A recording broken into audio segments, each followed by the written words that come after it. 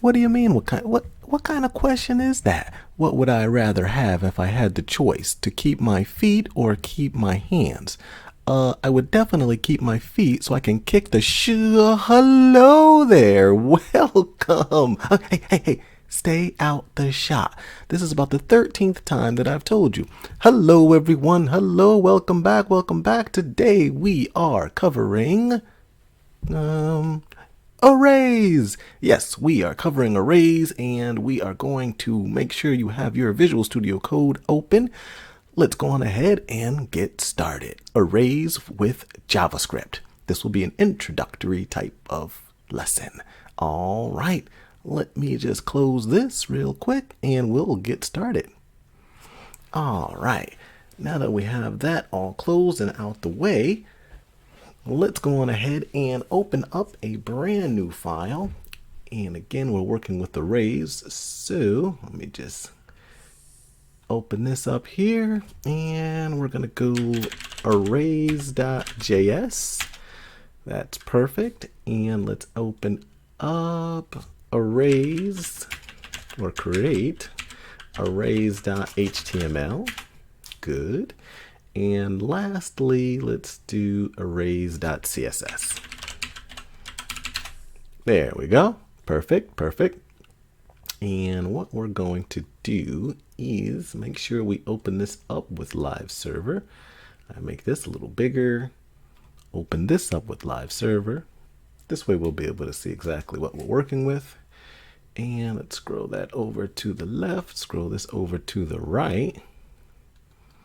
And close this down, and close this for some extra screen real estate. I think that'll work. That's perfect. All right, let's get some bare bones markup here. And this should be super bare. And today we're working with arrays. Let's make sure we put intro, because there's so much in dealing with actual arrays. There's a lot to actually deal with. So let's see here. Let's add an H1 ID output. Good. And let's see what else we got here. I think that's pretty much it for the actual markup itself. Let's go on ahead, and obviously, this was mentioned previously in the actual videos, but we are using Visual Studio Code, in which we can actually, let's see what we got here. Visual Studio Code, which you can actually use as your actual text editor. Feel free to actually use any editor that you would actually like. Let's go on ahead and work with our JavaScript file. And actually, let's not forget, we do need to add in the JavaScript file. Let's see, script. And the actual source as to where that JavaScript file is. Arrays.js. And we're going to defer that to wait for the markup to actually load. And let's add our CSS. I don't think we're actually going to add any CSS, but we'll see. Link and arrays.css. Perfect. All right, so we have our JS file, we have our CS file, and we have our markup that we're working with in here. Let's go to the actual arrays and let's work with something. So an array is pretty much a list of items that are pretty relatively similar. Well, at least they have something in common. So if I were to do, let's see, array fruit, for example, and I could say, well, first actually I can say let X equal apple. Okay, and then I can say let Y equal pear. Okay, and then keep going and listing all types of different types of fruits. Okay, but in this case, we're going to keep it all together and say let fruit. Oh, instead of fruit, let's use something cooler than fruit. That's right, transformers. Let transformers equal, well, let's definitely go with the leader, Optimus. And let's go with Bumblebee. Okay, Bumblebee.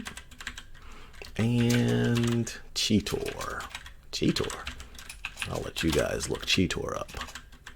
I'll give you a hint though. It's a type of animal and also a transformer. All right, and back in our markup, we actually have the output of the ID of output. Okay, so just so we know that, just so I can see where to actually put this stuff here. And we'll output that to the screen, or actually, yeah, let's place that here. Output, array output goes here. All right, back over to the JavaScript file, and let's let L output equal, all right, let's capture the essence. I don't know why I keep saying capture the essence here, but let's get everything within this DOM element of the, everything within the H1 DOM element, and we can actually grab everything by actually referencing the ID. So we'll go back over to our JavaScript file, and we'll work with the document object. And the method within the document object is getElementById, and our ID name for that H1 element is output. All right, then from there, we can actually open up, whoa, what was that? We can, oh, reload frame. We can actually open up the console, and we can actually take a look at transformers. Transformers, okay. And you'll see the actual array has 3 items in it: Optimus, Bumblebee, and Cheetor. You'll notice to the left there's an actual index value here. So that's all arrays are pretty much, all of the actual indexes for arrays begin with 0. So Optimus is not 1, and Bumblebee is not 2, and Cheetor is not 3. Optimus is actually 0, 1, and 2. So you start your count with arrays from 0. All right, and if we wanted to actually reference one of those, we can do, let's say, transformers. Okay, and open up a bracket, 0, which is the first index or the first element in the array. And there you go. Transformers 0 gives me Optimus. If I go over here and change the 0 to 1, then you'll get the second you'll get the actual second value in the actual array itself. All right, so with that said, and we'll put 1 in here. Let's say, so you can always do transformers. Well, actually that's fine. Transformers 2, if I wanted to actually change the value of the last element, I'm sorry, actually the last value in the actual array, I could just reference the index. Here I'm referencing number 2, which will be the last one, which is Cheetor, and I'm going to change that to, let's go with stack. That'll work. And now if I go back over to the console over here and type in transformers and 2, and now you'll notice in the actual console log, you'll actually see stack instead of Cheetor. All right, so that is fine. And what we can do here is, let's see here, let's actually go through the actual array itself. There's a couple of different ways, and this is going to be more of a sneak peek. So for this sneak peek, now I know this is going to be a little crazy, and believe me, we'll be discussing a number of other ins and outs of actual arrays, but for now, let's do a quick little sneak peek. So this is how we would normally actually cycle through an array. So we would do a for loop, which you'll actually see for loops in the when we actually get to that portion in the series. So, and again, you don't have to actually book this or bank this to memory. This is just more of a sneak peek. Okay, so I'm going to show you 2 different ways to actually cycle through an array. So let I, so we're initializing an actual variable I. It's going to be set to 0, and then I is going to be less than, so for I being less than the length of transformers, okay, and then we're going to increment I. So every time we go through this loop, so this for is an actual loop, and every time we go through this loop, we are going to increase the actual I, the variable I, by 1.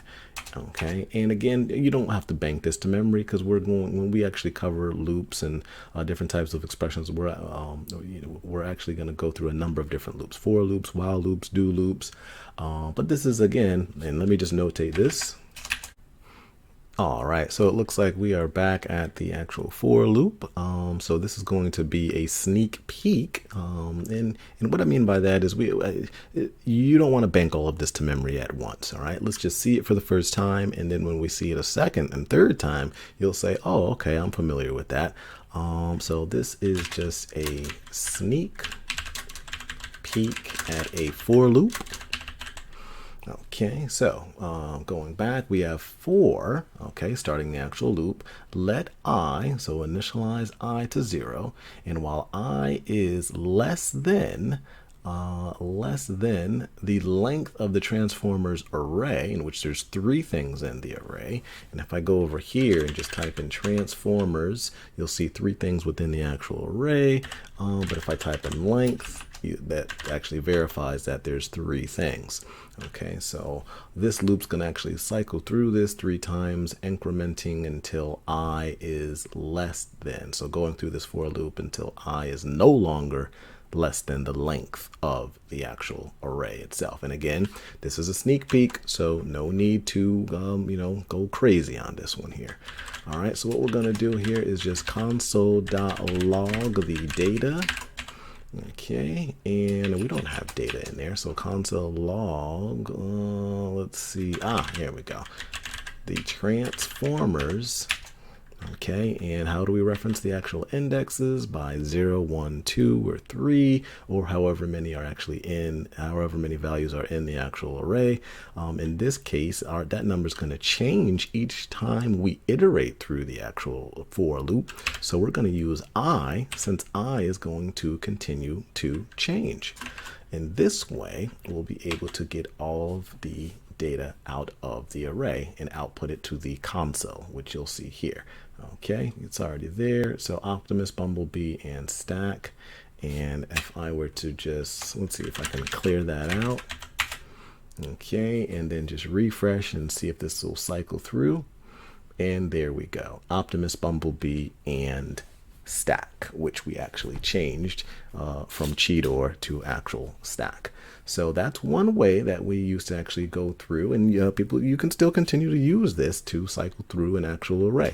Let's look at another sneak peek. Another sneak peek at a for each loop. Okay, so looking at this, what we can do here is just take the actual array, so transformers, and let me just comment this one out. Okay, so the array is transformers dot, okay, we got some methods here, we got some properties, so let's go on ahead and use for each. All right, so this method, all right, it does take some actual parameters as well, but let's just go with a bare minimum. It takes an anonymous function. Okay, and don't bank this to memory. This is just getting your toes wet so you can see it. The main portion of this particular video is arrays and only arrays. A very simple introduction to an actual array. And that is what we have accomplished already. However, as we move forward, you will see this. So I want to show it to you now. So I'm going to give this any type of information I would like. So for that function that we just created, this anonymous function inside that we just created, we're actually going to cycle through everything here, and data is going to be the actual element or each value within the actual transformers array. So for each thing within the transformers array, let's console log that data. All right, and there we go. We have the actual data to the left. Everything is there: Optimus, Bumblebee, and Stack. Okay, so these are very, very similar. And again, those were just sneak peeks. And that's it for today. Okay, mission accomplished. We covered arrays in a very short amount of time. If you have any questions, comments, you can email me, leave them in the comments, but please subscribe so when you're just relaxing and you want to scroll through your YouTube feed, you see the material. Okay, you hit the notification so when a new video is released, you want to be able to say, oh, I just got a notification bell. There's a new video series, or there's an updated video on the CSS portion or the HTML, or what's that? They're building a small website. Okay, so right now we're just going through JavaScript, and we're going through little by little so we can begin to use those individual Lego pieces and actually build something up. Okay, we'll need JavaScript to actually tackle some problem solving. And again, that's it for today. Pat yourself on the back. Full stack out.